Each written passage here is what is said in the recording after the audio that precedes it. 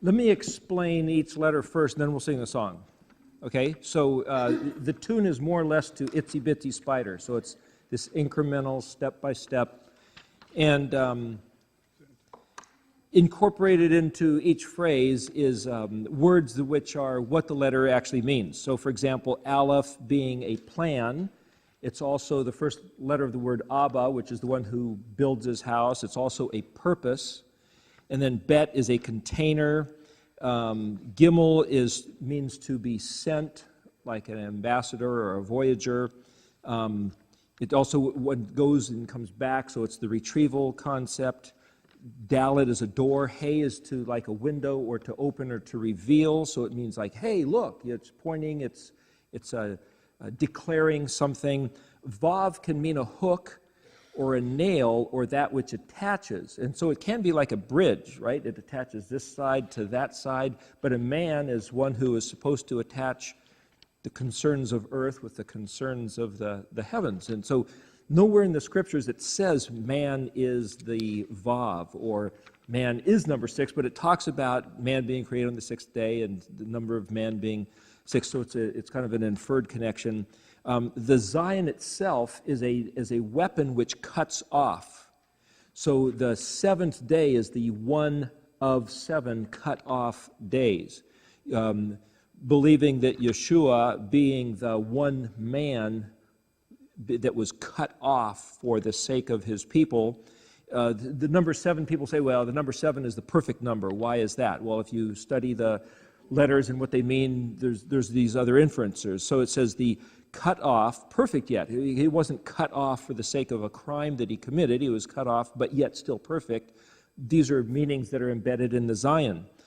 So the one of 7 is also the word. If you look back on that chart that we have in the other room, you'll see that the concept of a tree full of its ripe fruit, like picture an orange tree or a lemon tree, or it's these glorious colors. That's a picture of 7-ness. And 8 means kind of new beginning. And 9 is a full basket. So between these 3, you go like, well, how does 7, 8, 9, or Zion, Chet, Tet being round like a full basket or round like a potter's wheel? You say, well, if you have a basket of collected fruit, and if the fruit being on its tree at number 7 at the Zion, you have to put the weapon to the tree, even if it's your hand, to pick the fruit off the tree, and then you're bringing it, is like a new beginning, as it were. It's even shaped, the Arabic number 8 is shaped like the infinity symbol. So there's this concept of, well, there's 7 days of creation, and Het 8 is a new beginning. Is there 6,000 years given to man on the face of the earth, or is there 7? And is the realm of eternity the 8? You know, there's these pictures, these themes that are embedded in the shapes of the letters and the numbers and the concepts. And so part of this class is not to give you a bunch of answers, but to bring up issues to contemplate and to ponder and consider, and to start looking and weaving what you know, what you see, what you find, looking at the dictionary and say, well, these words make me think of this and make me think of that, and you start processing everything together. It's all a big stirring. So hopefully this class is to stir things up. But when you sit there and think, well, if 7's a perfect number, but yet 8's a new beginning, isn't that better than 7? If 7's where you put a weapon to something, I mean, why is, and then yet the letter Kuf, which is way off in the distance, is like this, Zadi's a resurrection, and the Kuf is like this ascension or him coming. It's like, you can't just put one meaning to one letter and say, oh, that's what that is. So what I'm trying to show you in going through this list and in going through what we're talking about is that things are not static, they're moving, and that actually in every letter is every other letter. It's a bit of a concept which hopefully we'll get to. But bear in mind that you can't just isolate every letter saying this is what that means, and now this one is what that means. And when you have this other concept, say, well, which of the two is it? You'll sometimes find this other concept in both letters, in all the 22 letters. And so it may seem kind of confusing, but so part of this class is to get us to change our way of thinking. And so you have what's called the Greco-Roman mindset, or the American English mindset, or the Western versus Eastern, but here we have this Hebraic mindset. And so what's the Hebraic mindset? Well, fundamentally it's determined, I believe, by what these letters mean.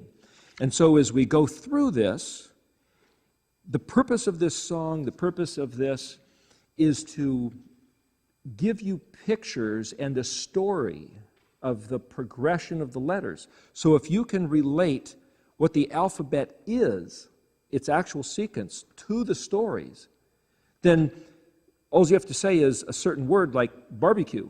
Okay, where's the barbecue? Well, you have to come into the other guy's property, because the barbecue's not at your place, it's in the other guy's fence, right? So you come into the fence, into the het, into this other, and then the first thing you do is have this barbecue grate. Well, that's the picture of the Mishkan pattern, but we'll get to that later. But my point is to say you come into this other fence, and then that's where you have the barbecue grate. And if you can think of, well, the Kaf and the Lamed lines up with the altar of sacrifice, which is actually a barbecue grill, and it's inside the fence. If you see how the Mishkan, the tabernacle, was set up, then if you remember that, well, Het is the big fence, it literally means fence, and Tet is a circle, but it also is like being branded. So anything that you buy, that you bring into your fenced area, you write your name on it, you brand it, you claim it, you say, this is now mine, and who? My who? Well, the letter Yod is the hand of the maker, but it's also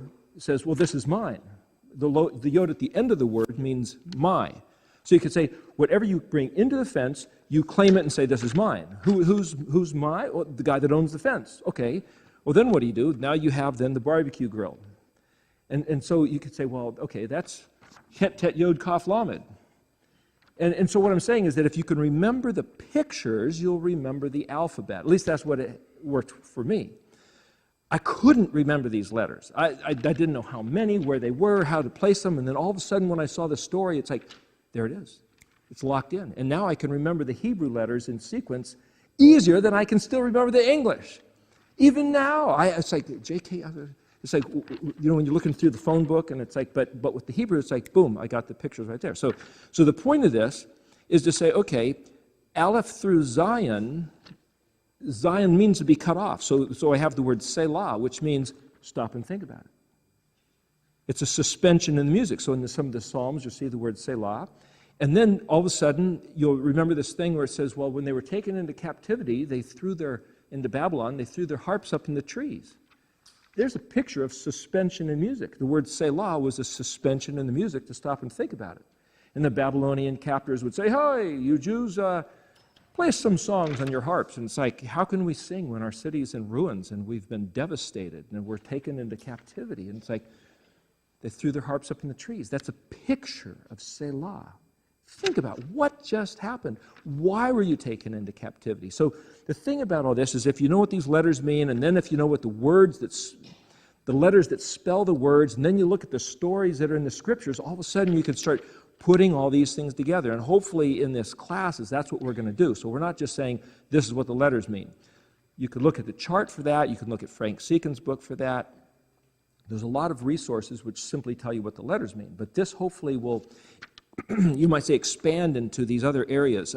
So at Zion, there's a break. So it says Selah. And then Het is a new beginning. So, well, what's inside the new beginning? Well, according to the pattern here, and I'm not sure you turned this on, Jamie.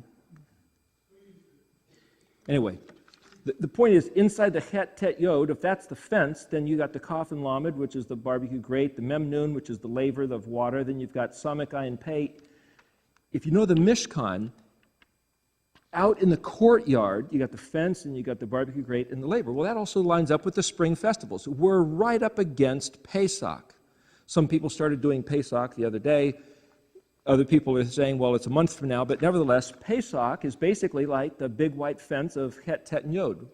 We went into that on some other tapes. To go into that now would distract from what we're talking about, but just so you know, Kaf Lamed would line up with Chag HaMatzot, which is unleavened bread. Memnun with Shavuot, the 50 days of counting. That's the spring festivals. Then you have the fall festivals, 7th month, Yom Teruah, Yom Kippur, and Sukkot. That would line up with Samek, and Beyt. They're inside the triangle. That's in the fall festival, in the set-apart place. Then the most set-apart, the Kadosh Kadashim, you've got Shemini Atzeret, the place of the Zadi, the Ark of the Covenant. And then outside the enclosure, you've got above the Ark of the Covenant, you have this pillar of fire, pillar of smoke. Now that's a transcending mechanism. The pillar of fire goes up into the sky and the smoke spread out. So there's this mushroom type of a picture where it rises up and spreads out. And it was above the camp of Israel that was in the Mishkan. So between Het and Kuf, literally between Het and Zadi, you've got the elements of the Mishkan. So if you're going through this song and you're regarding the elements of the Mishkan, Kuf means after this, which is also outside the envelope. And then you have... Just push that. See? Okay, then you can show them through there. Oh, I see. Okay. So you've got Kuf, which is like this mushroom-type shape, the pillar of fire, pillar of smoke. I have it drawn like a question mark, like this billowing smoke of a question mark, and the emphatic exclamation point. So there's the pillar of fire, the exclamation point, the billowing pillar of smoke, like a question mark. So the symbol of a question mark combined with an exclamation point is kind of like the Kuf, our letter Q. But that sets apart, it means after this or the back of the head. So Resh Shin Tav, the last three letters, it's kind of like in its own place. So in explaining the story here, you have Aleph through Zion as being one thing. You've got this Mishkan group between Het and Zadi as another. Then you have the Kuf, the transition, like Vav is a bridge, and it's a transition between the black and the white. So to go back on here, Het is for safekeeping. Het is the fence, but it's like this castle. It's the tower. It's that which it protects you. It's like Mount Zion. Sealed by Tet like a wedding ring, branded, claimed by Yod, his hand, the Creator's hand, who formed my hand. He formed my hand to hold on to his, but also to hold on to his, in the letter Kaf, is an open hand. Well, it lines up with the altar of sacrifice, which lines up with the Torah, just part of the other teaching. But the Torah, so you can hold your Kaf, your open hand sideways, and you have like lines. So a picture of a palm branch is like a Kaf picture. It's these lines. A spectrum of colors like a rainbow, lines like on music, of musical staff. This is a picture of Kaf-ness, you might say. Moshe said to Yahweh, show me your kavod, your glory. And he says, no one can see my face and live, but I will put my Kaf on you, my hand on you. I will cloak you with my Kaf, pass by, then take it off, and you can see my backside. Well, if you know the letters, Kuf means the backside. After this, the back of the head, the heel, that which follows you when you go past. So he showed Moshe his Kuf view by putting his Kaf on him. Well, according to this pattern, the Kaf also means the Torah. And so you could say, if Yahweh covers you in his Torah, it enables you to see his Kuf view, which is the pillar of fire, pillar of smoke, his, what some people call the glory cloud. And it's like, so there's these pictures embedded. Anyway, the word lamading. The word lamed is the name of the letter, but it also means to teach and learn. To lamed is to teach and learn. The letter has a hook, it curves around shape, and you could say to teach and learn is to repeat, to just keep going over it and over it and over it. So that's one of the things we're doing in this class, is just kind of going over it, and then you'll learn. That's how you learn, is to go over it and repeat. So that's literally what the word means in Hebrew, is to repeat and to go over it and over it. Mem means from. It's a place with your birth. It also means the location that something happens, and it also means to be departed from or away from. So it means from, coming from. It also means from, away from. Noon is to restart a life, or to that which comes from Mem. So you can say, well, what comes from the promise? Mem is like a promise, something that's birthed, where you like the festival of Shavuot, you're counting 49. You're counting 7 sevens, and then it's the 50th day. That what comes out. So the Mem is like this period of pregnancy or incubation or gestation, and then Noon is the 50th day, which is Pentecost. In Greek, Pentecost means count 50. So Yahweh gave us his instructions, his Kaf, for us to learn Lamed, with the promise, Mem, that something would happen depending on how we Lameded his Kaf, how we learned his instructions, and it's going to be either the blessing or the curse. So the Noon is that which comes out as either the blessing or the curse based on how we regarded his instructions. So from noon, a blessed noon restart. So the purpose of the song here is to say there's many alternatives, but this song is to help us remember a certain track. And the reason I'm going over this kind of slowly is to say if you can lock in this story, you'll remember the alphabet. So then Samach, Ayin, Pei in the triangle, together one. Well, the word Shema, Shomer. Shema, like this, is a menorah. The Samach is in the position of the menorah, which is day 4, where he put the sun and the moon and the sky and the stars in their places. And the word Shema means hear, believe, and do. It's the word for hear, O Israel. But hear is not just, oh, yeah, I've heard the story. Hear means hear, believe, and do. Regard what he said.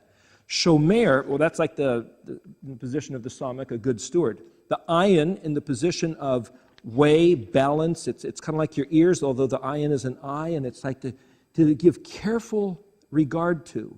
And the word shomer is watch, keep, and guard. The first commandment given to Adam in the garden was to shomer, to watch, keep, and guard. In Japanese, the word samurai, the king's guard, basically is the same exact word. It's the same root. So Shema, which is to be hear, believe, and do as a good steward, doing what he was told to do. Shomer, which is to say diligently observe, to guard and keep, like the eye, the watchful eye, and weigh and measure and scrutinize and make sure you got everything just right. And the ears, like the word for balance, and like the scales. Judgment Day, that's all in that position of the ayin. And then the pei, well, that's in the position of the festival of Sukkot, which is a mouth, and it has to do with communication, and together one. Samach, Ayin, Pei, those three are in the place of the 7th month, those 3 festivals. The set-apart festival being Shemini Atzeret, which is the place of the Ark of the Covenant. But those 3 working together are the 3 things that were in the Kadosh place, right? The set-apart place. The menorah, the table showbread, and the altar of incense.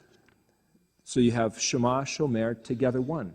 These are the 3 things that I believe those who have come into the kingdom of Yod He Vav He because of the permission they got from the Vav man slain, or the red heifer that was used to cleanse those in contact with death so they could enter the Mishkan. The blood of the Yeshua HaMashiach gave us permission to come back and enter in as one forgiven and cleansed from the reproach that we brought on ourselves for disregarding his ways. So we're allowed to come back in. That's Vav Zion, so we can come into the kingdom of who? The Yod, the Creator, which is blue, purple, red, white, the colors on the Mishkan door of the embroidery, which we talked about previously. That's like Pesach. It's like coming into the kingdom where Yahweh says, you are my people. My people Israel should keep this festival of the first month on the 14th day. Only Israel can keep Pesach. It's not for the general public if you read closely the instructions. Nobody who is not Israel, nobody who is uncircumcised should be a participant in Pesach, according to the original instructions. So to come in, you say, tet, claimed. You're in his basket. His, Yod, the hand of the Creator.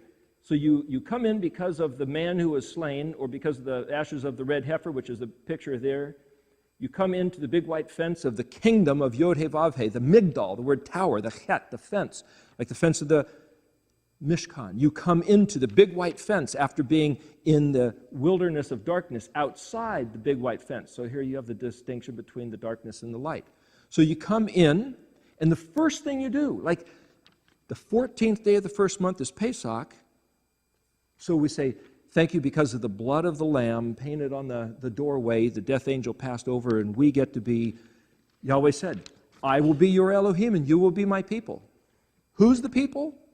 The people who, because of the Pesach event, were called Israel and they escaped from Egypt. This is all playing into the bet. I'm going over this so that we'll understand the bet. Who's the bet? Those who want Yahweh to be their Elohim and they his people. How do you be his people? You regard his matters. What are his matters? These are his matters. And at a fundamental level, they are represented, his matters are represented by the letters of the alphabet. So you come in, Pesach, and right inside the gate, it says in the book of Exodus, where it's describing the pattern of the Mishkan to be made, right inside was this altar of sacrifice.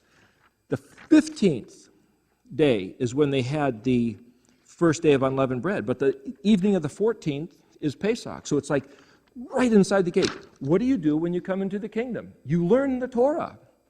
See, you don't have to learn the Torah to be outside the kingdom. So it doesn't matter if you know what day the Sabbath day is, if you know what the Ten Commandments are, if you know what it means to love him and what it really means to love your neighbor, because you're outside and you need to come in. And once you come in, the first thing you do is you learn the Torah. That's Kaf and Lamed. Here's the instructions, Kaf. Teach and learn, rehearse, go around them. That's Lamed. Lameding, so that, here's the promise, like the time of incubation and gestation, Mem, like a womb, it grows and develops, and then Nun, you get the blessing or the curse based on how you Lameded the Kaf. Pesach, Hag Matzot, Shavuot. Then in the fall festivals, now that those who have come in, been claimed by Yahweh to be his own, learned his instructions, and believed the promises, if you look in the book of Judges, he got mad at his people not because they disobeyed. He says, you guys don't believe me. I told you I'd whoop your enemies for you. I told you I'd send in the hornet swarm and drive. I told you I'd send them confusion and bewilderment. Why don't you believe me? He was really upset with Israel for not believing him when he said that he would bless them and curse their neighbors. And he says, if you guys go after the deities, the false gods, the idols of your neighbors, this is what's going to happen. Everything that I would have done to your neighbors is going to come on you. And all the blessings I would have given you is going to go to your neighbors. You don't want that to happen. And I can show you verses where all through the Old Testament, he says, and then they will know that I am Yahweh. And that it was not for nothing that I warned them about this. Constant warning. And so the point of this talk is to say, if we come back to do these things, we expect to get the blessing that has been held in abeyance for all these years. The purpose of this is so that we can get what our forefathers said, there's nothing there. They dropped it and they fell into the pit of sewage, which was the curse. Anyway, so Zadi stands alone. That's like Shemini Atzeret. It means righteousness. All Israel should be conformed to the image of the righteous one. The Mashiach after Kuf means the back of the head, the long reach like a monkey's arm. Our noble Resh. Resh is an exalted man. So our nobility will arise also after this. We see the Mashiach coming back. Sheen, our shining. It means shining, sheen, teeth. And it's also El Shaddai. It's the monogram of El Shaddai. People that have mezuzahs on their door have this letter Sheen, shaped like a W. Elyon, the Almighty. Then the letter Tav, the Aleph, Tavd, the plan accomplished. So here, if we would go ahead and sing it then. If you don't know it, we'll sing it twice, and then I'll just, sing it the first time. Aleph is the plan that Abba purposed in his heart. Bet is the container of all he would impart. Gimel is the sent one to retrieve us home again, to enter through the door. The Dalet, hey, look, he's the Vav, man. Cut off, perfect yet, the Zioned one of sevenness. Selah. Het is for our safekeeping, sealed by Tet, like a wedding ring. Yod his hand who formed my hand to hold on to his Kaf, which is Torah, Torah, Torah.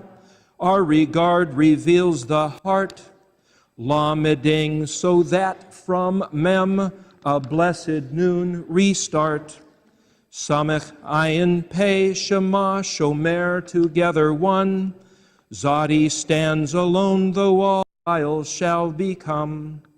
After Kuf, our noble Resh, exalted in the sky, Sheen, our shining Elyon, Yahweh El Shaddai.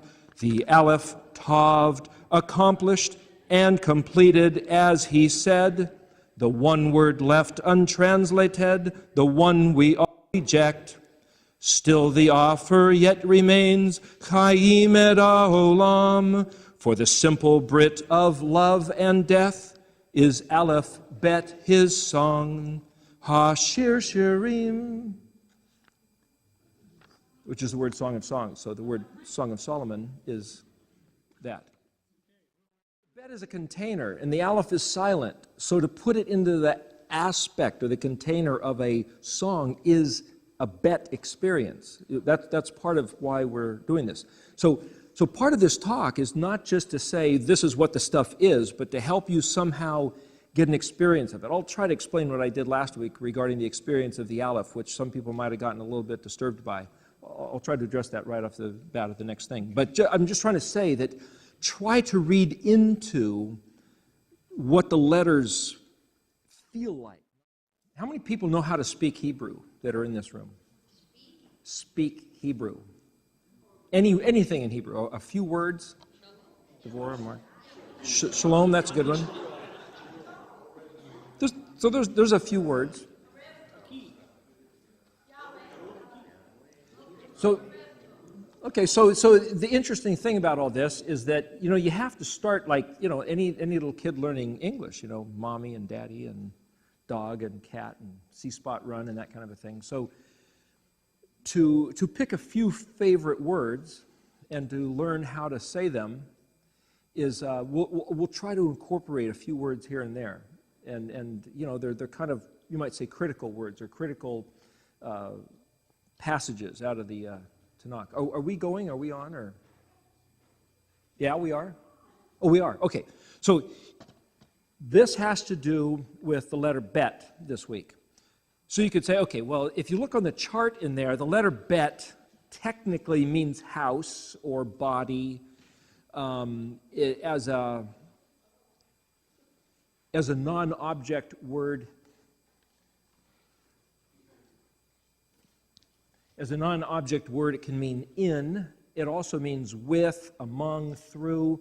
So there's a number of different ideas. But part of this class is not just to read the chart, not just to tell you. I mean, there's a number of books out there at the bookstore and probably online where you can have people tell you what these letters are historically known to mean.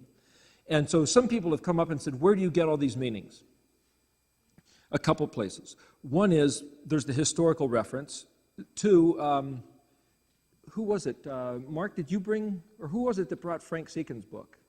That was you? You want to hold it up that people might recognize it?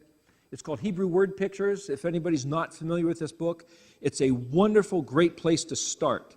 He shows you how the letter shapes have changed throughout the eras from about 2000 BC up until present, and shows you some Russian letters, some Arabic, Hebrew, Phoenician, Canaanite. That's a great place to start. But I'm not just trying to tell you what that book says. There's also some Jewish authors who have written books on the, you might say, the mystical or the hidden kind of esoteric meanings of the flame letters. And I'm not trying to copy any of those books either. I mean, those are things you can go look, and Bollinger also wrote a great thing about the letters. But what I've found is that if you see these patterns that we're talking about in this Mishkan pattern, you'll see why those guys say what they say in all these other writings.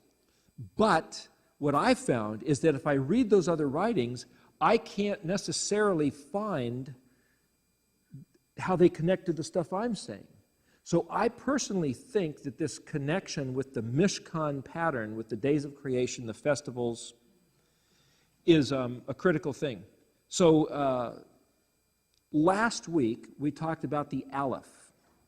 Now the thing about the Aleph is that it's the silent letter. There's a certain movie that came out a few years ago called What the Bleep Do We Know? Anybody happen to see that? Okay, it's a pretty obscure. It was actually about quantum physics. So I'm going to draw something on the board here and show you something about what was in that movie and try to explain what happened last week as I was telling you what the Aleph meant. What I learned, we could keep this picture of the banyan tree up here because this is another image of the same type of a thing, which I'll explain in a moment. When I was in high school, we learned about atoms, right, in chemistry class. So there's a nucleus, and then they said, okay, there was an orbit, and in the orbit you'd have a couple electrons.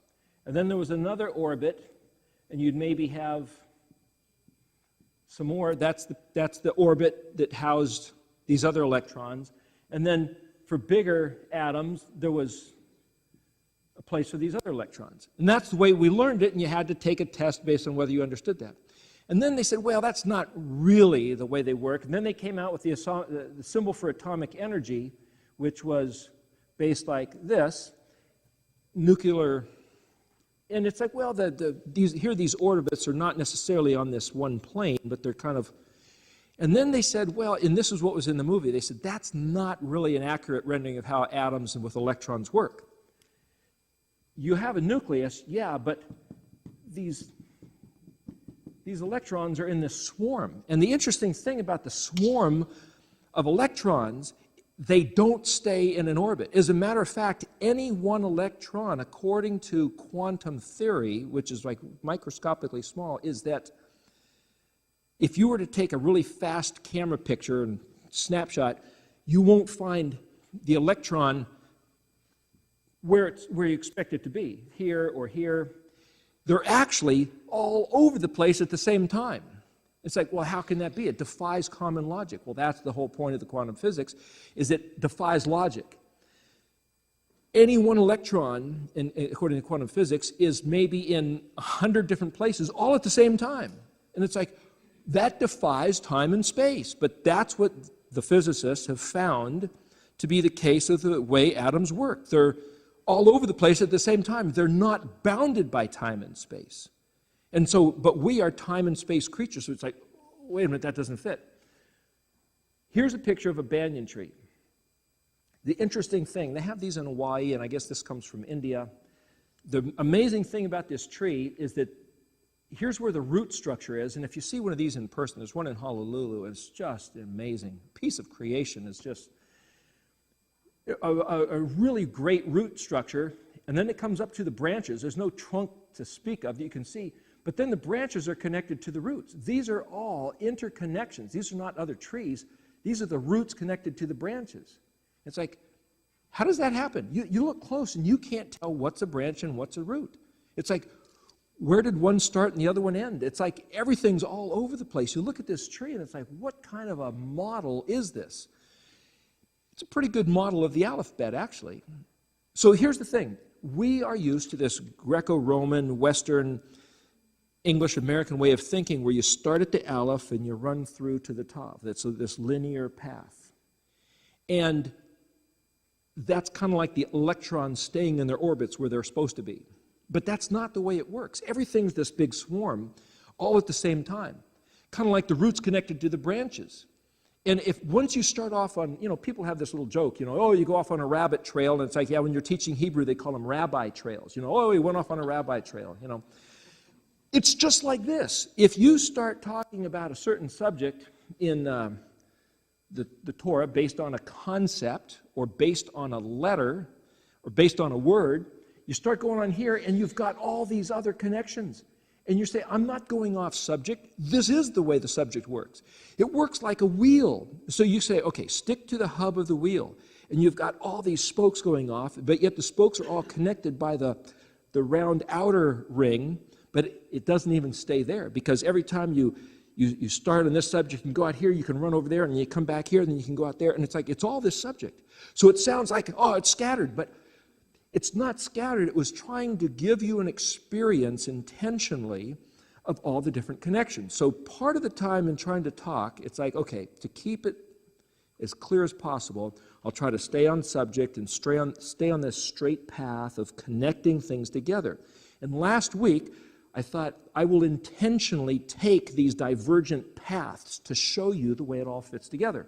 And apparently some people were rather disturbed and saying, gosh, this guy's all over the place, I can't follow it. And it's like, you try to follow this banyan tree. It can't happen. It'll amaze you. Why am I talking about the banyan tree? Aleph is the silent letter, but the plan, the strategy, the picture, the mind's eye of the omnipotent one, before anything that he made was made, the omnipotent one calculated all this and go, yeah, I know how I'll do it. So in the picture on the chart, there's this vortex, kind of a funnel. Out of all all possible considerations, he narrows it down to this here. And then that, on the chart, this arrow comes up and becomes the Beyt, which is the form. Beyt is the form of the ethereal, silent thought. So here you see the structure of this building. This is the Beyt, and yet the architect, the author, the administrator of the concepts behind the functional use and the location of this building, you can't see him. You can see what he made, but you don't hear his voice. The voice is inferred by what's now of substance. So the Beyt is the substance of the Aleph. And if you want to know what the Beyt looks like, really, we think, oh, it should be this nice little box. It should be this container. Well, the interesting thing about the letter Beyt in Hebrew is that the modern shape of the letter Hebrew, Beyt, is this, and you could have a Dagesh. It's kind of like, you could say Dagesh. How do I remember that? It's like kind of like a dog in the doghouse type of a thing, you know. That sounds like a B. If you take that out, it sounds like a V. Same as Spanish. It would be a vet instead of a bet. But the point is, that's modern. You can see, well, it's kind of like a house. Here's a shelter. Here's a floor. You know, somebody could stand into the shelter. But in the Paleo is shaped like this. Well, you could say that's almost kind of like this, you know, kind of embryonic shape. That's a symbol that's drawn on the chart. It's kind of like this embryonic shape, which no matter what kind of animal, whether it's a tadpole or a human or a giraffe, pretty much the smallest little beginnings of the cells all look like that. But the other interesting thing about this is it's a floor plan of a house or a tent. So here you have, if a tent is shaped like this, it's like, well, I can't see a tent there. And you could say, well, let's give it some dimension. If we can build this up and then you know, put a roof covering over it, you could say, well, here's the doorway, here's the public side, right? And so I was talking to Mark there about the threshold concept. Well, that's a Dalit, but we'll get into that later. But a lot of things happen right here at the threshold. They painted the blood on the doorpost of the lintel, the sides of the door. So this is the public side. Abraham sat in the doorway and in the shade. But around the corner here is the private side. So here's this concept of a Beyt. You've got the inner personal space of your own consciousness, and then you've got the expressive social outer side. Well, that's embedded in the shape of the letter Beyt. This binary aspect, a duality. You've got the concept of in or out, of or not of, the personal zone, the public zone. So you could say, okay, what does that got to do with the Beyt and the Aleph? The fact that it's so is of a particular design. The Almighty could have made it to be, well, you know, we think in Christological terms of a Trinity. Well, how does a Trinity work? You know, it's like it defies our consciousness because we're used to a duality. He established this notion of duality in the Beyt. And you could say, well, what has that got to do with, well, as soon as you say, what has that got to do with, you're back into this model of this tree, the banyan tree thing, where, you know, it's not working. Anyway, you're starting off on this one branch, and you go, well, yeah, but it's connected like this, and then you go back down to, and it's like, okay, which track do you want to go on? We could go on innumerable tracks, talking about the Aleph, a whole bunch more tracks talking about the Beyt, and then talking about the interconnection between the Aleph and the Beyt. That's a whole thing. So the picture of the way the Aleph has expressed itself is in creation. Everything that's created is a declaration of what the Almighty Creator had in mind. He didn't make this tree look like that for nothing. There's a reason why he made that tree look like that. And you could say, well, it was just one of many options. The scriptures tell us that the heavens declare the glory of the Creator of the heavens.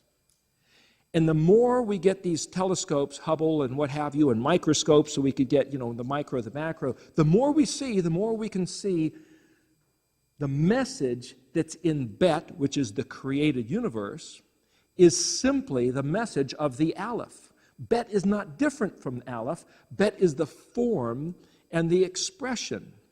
of the creator of the Bet. So the relationship between Aleph and Bet is they're the same. You can't say, well, what's the Aleph? I think I understand Bet, but that's different. It's like even Yeshua said, his disciples said, well, just show us the Father and it'll be sufficient for us. And he said, I and the Father are one. If you've seen me, you've seen him. I only say the things I hear him say, and I only do the things I see him doing. That's Aleph and Bet. You could think of Aleph, well, the word Ab is Father, but you could think of Aleph kind of like the Father and Bet like the Son. And Yeshua gave us the model right there of how Aleph relates to Bet. Well, let's see the Aleph. No, the Aleph is silent. The Aleph is expressing itself in the Bet. And you can say, okay, well, the song is a container. The song is a Bet of the whole Aleph Bet. But the Aleph Bet is the container of the Aleph. You want to see the Father? Learn the Aleph Bet. That's what he gave us. So the Aleph Bet actually is a container, a picture, a form of the Father. As a matter of fact, if you go back and you read what happened on Mount Sinai, what Yahweh said is, he says, you will note that I gave you no image. I think it was in Exodus, I'm not sure, I think it might be in Exodus 4. But the point is, he says, I gave you no form and no image. Of course, that would have been before the Mount Sinai, but that came later, so it's not Exodus 4, it's somewhere else. But what I'm saying is that he told us no image, no form. You heard a voice. We talked about this last week. A voice. And so even though Yeshua appeared as Ben Adam, the Son of Man, you could say, well, he's the Son of Man. Well, the Son of God, or the Son of... We have this concept of what the word son means. The word son in Hebrew is fundamentally Bet Nun. That's the word Ben, B-N. If you add a Bet Vav Nun or write Bet Nun Hey Bonah, it has to do with construction. It's where we get the word bone. It's the form, it's the structure, it's the timbers that make up a building. If you look at the ribs in these rafters up here, that's Bet Nun. So you could say, well, if Yeshua is the Son of Man, what does that mean? He came in the image of man. The image is the structural form. And you could say, well, but he was the son of Elohim. And what does that mean? We now have to change the way we think to understand what he was trying to tell us. Part of what I'm trying to do here is to not make you either comfortable or uncomfortable with your favorite doctrines. I'm trying to say there's a different way to approach all of the stuff we've ever heard. So here's the thing. We can say, well, this Hebrew stuff is kind of interesting, and it's kind of this Jewish stuff, and I know Christianity came out of Judaism, but we have a new covenant, we have a new relationship, we have new laws and instructions, and so I think I'm going to curiously look at this stuff and see how it fits into my Christian paradigm. And it's like, that's not what this is about.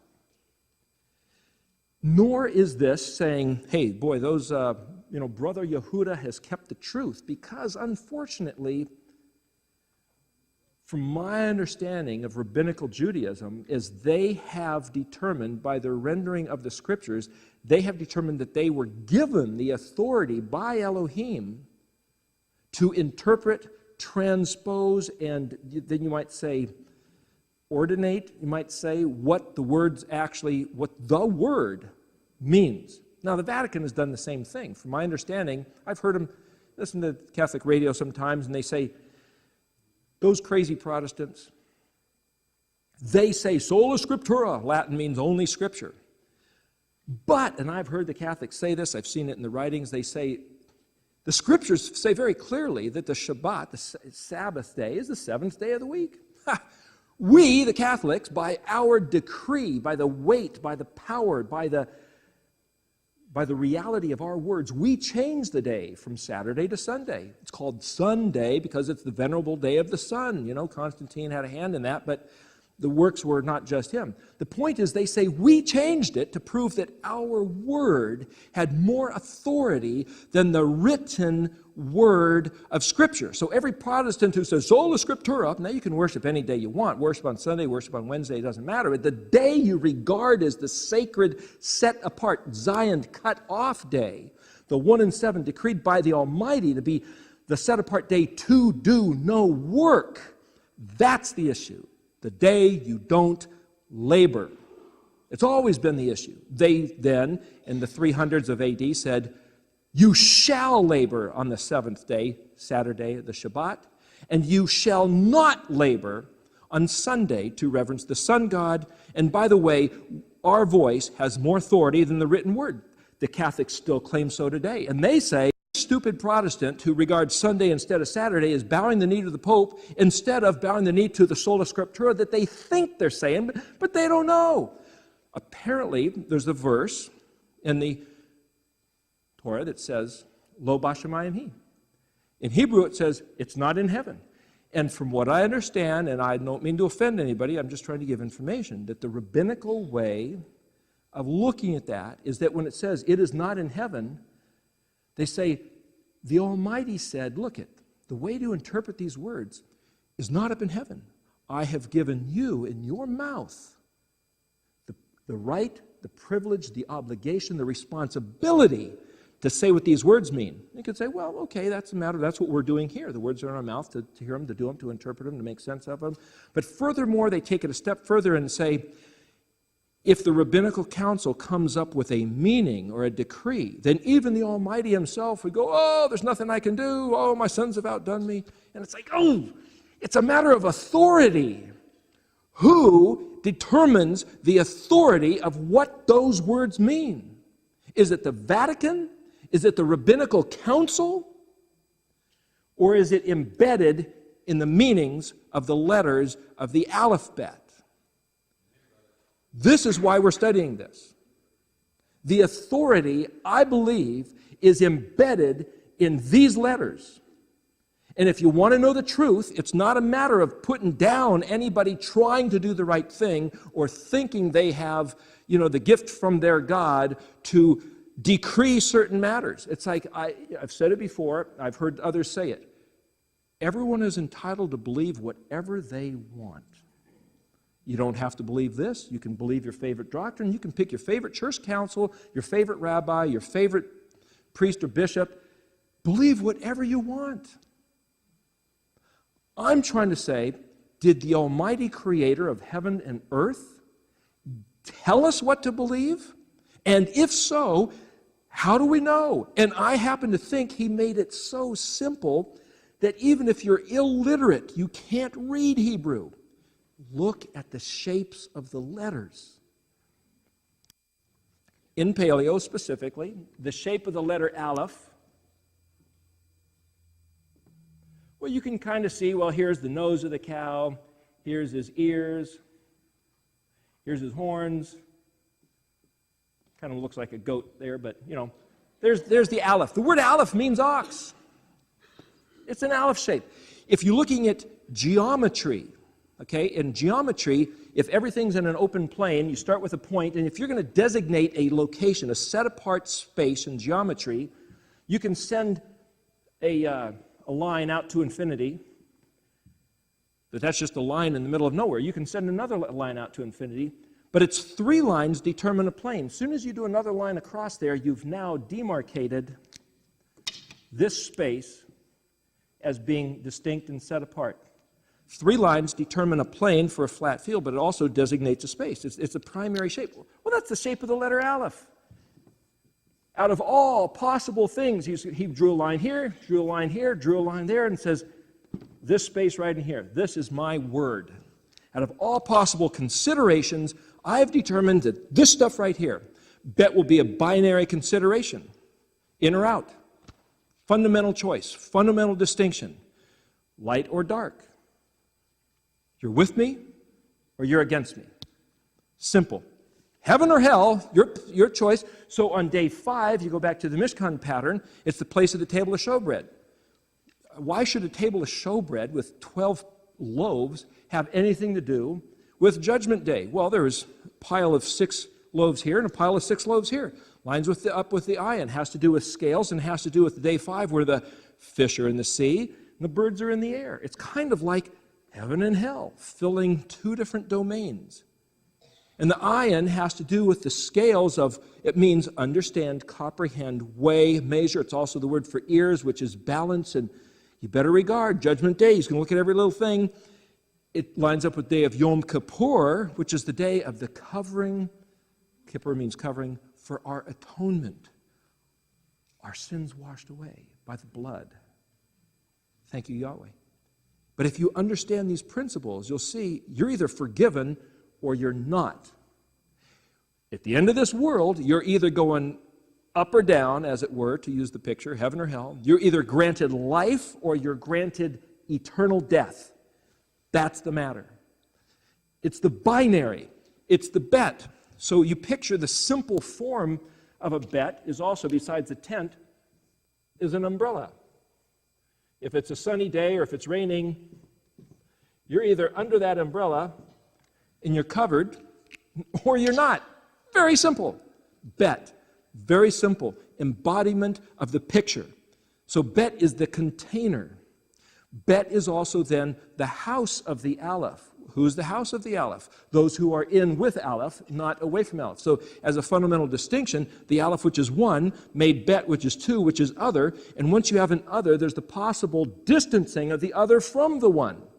And so there's this setup of the house of Israel being separated from Yahweh according to the terms of the covenant, in which case Yahweh has to bring the bet back, which is the Gimel. So Gimel is the sent one to retrieve us back again. So when you have Aleph being bet, you've got now the need for the Gimel. Because as soon as you set the astronaut off to do the spacewalk and you cut that cord and it's like, how do you go back and get him? How does he get the house of Israel to come back? He gave Israel the choice. He gave Adam a choice, and Adam said, I think I'll eat. How does he fix the situation? He has to send a repairer to fix the situation when Adam chose the option of separation. We were fundamentally given an option. We have to look at us, each one of us individual, and say, whether you know the gospel, whether you know the Christian, the Judeo, the Jewish, whether you know anything else, fundamental humanity is of the Creator or not of the Creator. And so when it goes down to say, yeah, but what about those pygmies in Africa that never heard the gospel? I believe that in their heart there's a fundamental choice of a connection of or not of. Who made this place? How did it get here? I don't know, but whoever made this place, I can either choose to find and seek and be part of, or choose to alienate myself, be my own Aleph, be my own authority, and say, I don't need that authority. I either have to regard myself as number 2, not number 1, or say, I'm going to be number 1, in which case, okay, you've made your decision. You're not of. The good news of the gospel is actually that we can come back home, but that's for the next section, because we're up against time to break.